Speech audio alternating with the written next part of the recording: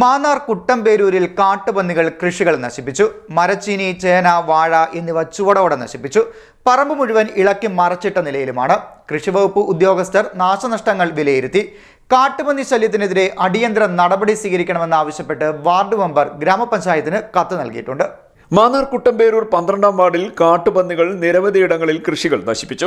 കുട്ടമ്പേരൂർ ഗോകുൽ നിവാസിൽ ഓമനക്കുട്ടൻ, ചിറ്റമ്മേത്ത് സജി എന്നിവരുടെ സ്ഥലത്ത് ഏറെ നാശനഷ്ടങ്ങൾ വരുത്തിവെച്ചു. മരച്ചീനി, ചേന, വാഴ എന്നിവ ചുവടോടെ നശിപ്പിക്കുകയും പറമ്പ് മുഴുവൻ ഇളക്കി മറിച്ചിടുകയും ചെയ്ത നിലയിലാണ്. അർദ്ധരാത്രി കഴിഞ്ഞും പുലർച്ചെയുമാണ് കാട്ടുപന്നി ശല്യം ഏറെ രൂക്ഷമാകുന്നതെന്ന് നാട്ടുകാർ പറയുന്നു. 2 മാസങ്ങൾക്ക് മുൻപും ഈ പ്രദേശങ്ങളിൽ കാട്ടുപന്നികൾ വിഹരിച്ചിരുന്നു.